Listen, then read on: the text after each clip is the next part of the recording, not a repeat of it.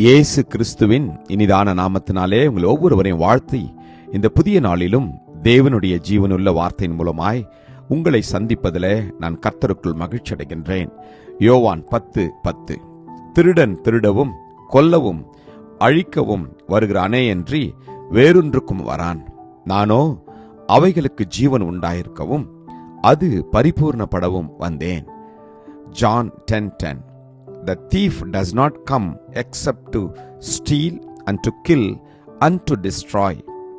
I have come that they may have life and that they may have it more abundance. Amen. கர்த்தருடைய நாமம் மகிமைப்படுவதாக. நமக்கு ஜீவன் கொடுக்கும்படியாய் தன்னுடைய ஜீவனை கொடுத்த ஒரே ஒரு தேவன் இயேசு கிறிஸ்து என்ற இரட்சகர். அவர் எல்லோரும் இந்த உலகத்திலே வாழ்வதற்காக பிறப்பார்கள். ஆனால் என் அன்பு இயேசு கிறிஸ்துவோ மரிப்பதற்காகவே இந்த உலகத்திற்கு பிறந்தார்.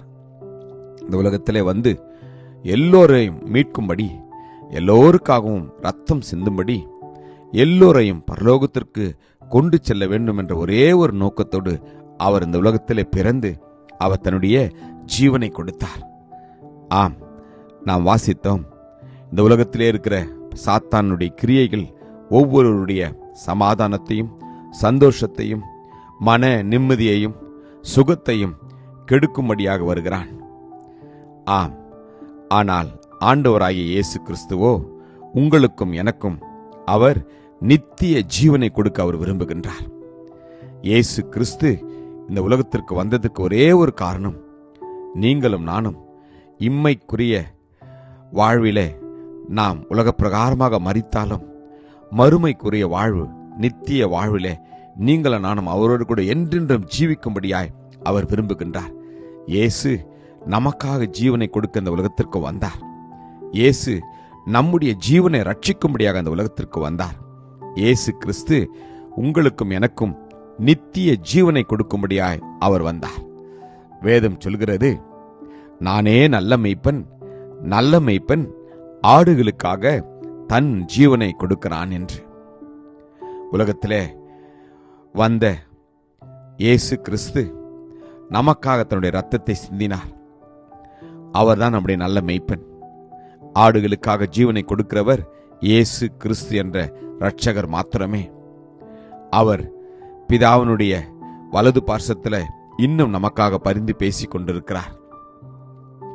அவர் தம்முடைய ஜீவனை நமக்காக கொடுத்ததினாலே அன்பு இன்னதென்று அறிந்திருக்கிறோம் என்று வேதம் சொல்கிறது. உங்களையும் என்னையும் நேசித்த நிமித்தமாய் அவர் நமக்காக ஜீவனை கொடுத்தார். அது மாத்திரமல்ல, நம் ஜீவனை ரட்சிக்க இயேசு வந்தார் என்று வேதம் சொல்கின்றது. மனுஷகுமாரன் மனுஷனுடைய ஜீவனை அழிக்கிறதற்காக அல்ல, ரட்சிப்பதற்காகவே வந்தார் என்று நாம் வாசிக்கிறோம்.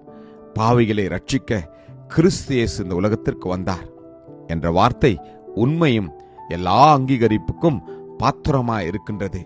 ஒவ்வொருவரும் பாவத்தின் பிடியிலிருந்து உங்களையும் என்னையும் ரட்சிக்கும்படியாய் இயேசு இந்த உலகத்திற்கு வந்தார். மாத்திரமல்ல, உங்களுக்கும் எனக்கும் நித்திய ஜீவனை கொடுக்க அவர் வந்திருக்கின்றார். தேவன் தம்முடைய ஒரே பேரான குமாரனை விசுவாசிக்கிறவன் எவனோ அவன் கெட்டு போகாமல் நித்திய ஜீவனை அடையும்படிக்கு அவரை தந்தருளி இவ்வளவாய் உலகத்தில் அன்பு கொண்டார். எல்லாவற்றுக்கும் ஒரே ஒரு காரணம், அவருடைய ஜீவன் அவர் நமக்காக கொடுத்திருக்கிறார். நித்திய ஜீவனை அளிப்பேன் என்பதே அவர் நமக்கு செய்த வாக்குத்தத்தம். ஜீவன் தந்தை இயேசுவை நீங்களும் நானும் இந்த நாளில் நம்முடைய இருதயத்தில் ஏற்றுக்கொள்வோமா? ஜெபிப்போம். கிருபையும் இரக்கமும் நிறைந்த நல்ல தகப்பனே, எங்களுக்காக ஜீவன் அளிக்க வந்த இயேசுவே உமக்கு நன்றி அப்பா. உலகத்திலே வந்த எந்த மனுஷனையும் ரட்சிக்கும்படியாகவும் உலகத்திலே வாழ்கிற ஒவ்வொருவனுக்கும் அப்பா ஜீவனை கொடுக்கும்படியாகவும் ஒவ்வொருவருக்கும் ரத்தத்தை சிந்தும்படியாகவும் எல்லாருக்கும் நித்திய ஜீவனை கொடுக்கும்படியாக வந்த தெய்வமே உமக்கு நன்றி. உம்முடைய வார்த்தையை நம்பி விசுவாசித்து உம்மை நாங்கள் எங்களுடைய சொந்த இரட்சகராய் ஏற்றுக்கொள்ள கிருபை தாங்கப்பா. இதுவரைக்கும் இயேசுவை ஏற்றுக்கொள்ளாதிருக்கிற ஒவ்வொருடைய உள்ளத்திலும் நீர் வந்து தங்கும்படியாக நாங்கள் வேண்டுகிறோம். ஆசீர்வதியும். இயேசு கிறிஸ்துவின் வல்லமையுள்ள நாமத்திலே ஜெபிக்கிறோம் ஜீவனுள்ள நல்ல தகப்பனே. ஆமேன்.